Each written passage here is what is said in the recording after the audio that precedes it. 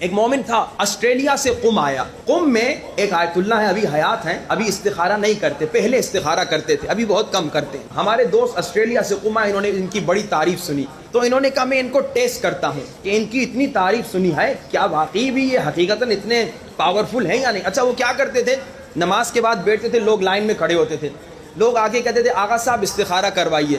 یہ نہیں کہتے تھے کہ شادی کا ہے, بزنس کا ہے, نوکری, نہیں, آغا صاحب استخارہ کروائیے. وہ قرآن کھولتے تھے, کہتے تھے شادی اچھی نہیں ہوگی.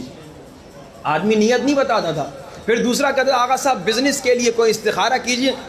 وہ یہ قرآن کھولتے تھے, یعنی وہ بتاتا نہیں تھا, خالی کہتا تھا استخارہ کیجئے. یہ قرآن کھولتے تھے, کہتے تھے بزنس میں کامیابی ہوگی, بسم اللہ شروع کرو. تو اس ہمارے دوست نے ان کی بڑی تعریف سنی تھی, اس نے کہا میں ٹیسٹ کروں, اور انہوں نے کہا کہ میں ان سے 2 استخارے کرواؤں گا, دونوں جھوٹے, یعنی کوئی نیت نہیں ہوگی, جا کے دیکھوں کہ انہیں پتہ چلتا ہے یا نہیں. لائن میں کھڑے ہو گئے, نمبر آیا, کہا حاج آغا استخارے, آغا صاحب استخارہ کروائیے. انہوں نے یوں قرآن کھولا, دیکھ کر کہا جھوٹا استخارہ کیوں کروا رہے ہو. یعنی اتنی پاورفل شخصیت.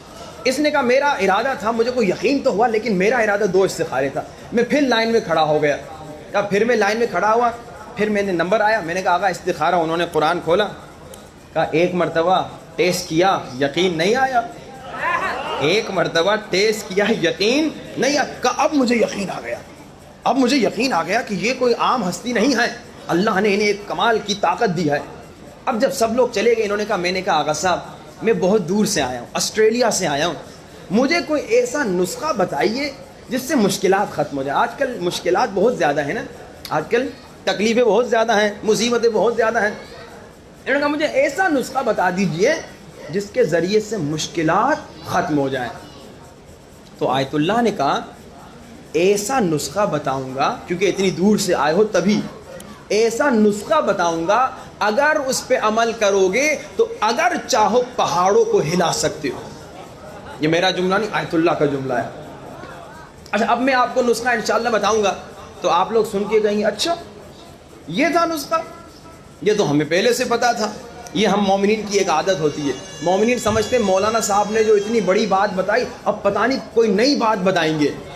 وہ ایک صاحب کا مشہور واقعہ ہے کہ انہوں نے جناب دریا کے دوسری پار رہتے تھے, استاد کو کہا کہ استاد میں دیر میں پہنچتا ہوں, اس کی وجہ یہ ہے کہ پل تو ہے نہیں, کشتی کبھی ٹائم پہ آتی کبھی دیر میں آتی ہے.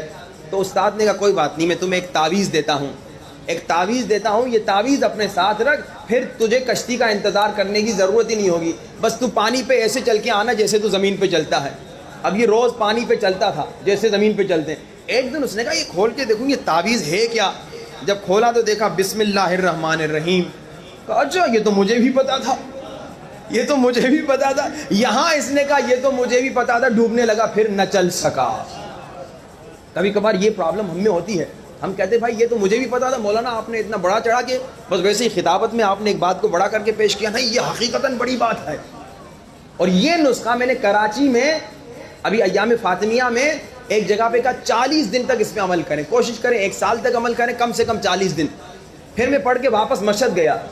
اب جیسے میں نے کہا تھا جب آپ پاک ہوں, گناہ نہ کریں, تو آپ کو جلدی جواب ملتا ہے.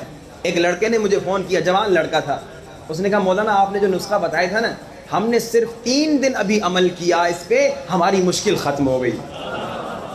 یعنی اتنا پاورفل نسخہ ہے, اتنا سپر پاور نسخہ ہے. لیکن اس پہ انشاءاللہ کوشش کیجئے گا کم سے کم 40 دن عمل کریں.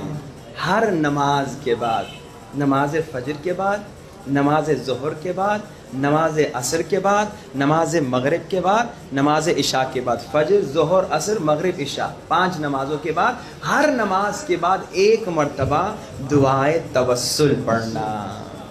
دعائے توسل کیا ہے؟ 14 معصومین سے فقیری. آئیے آج دعائے توسل سے گریہ شروع کریں, اہل بیت سے فقیری کریں, ہاتھوں کو بلند کر کے کہیں یا وجیہن عند اللہ اشفع لنا عند اللہ, یا وجیہن عند اللہ اشفع لنا عند اللہ. بلند آواز, یا وجیہن اشفع لنا عند اللہ, یا وجیہان اشفع لنا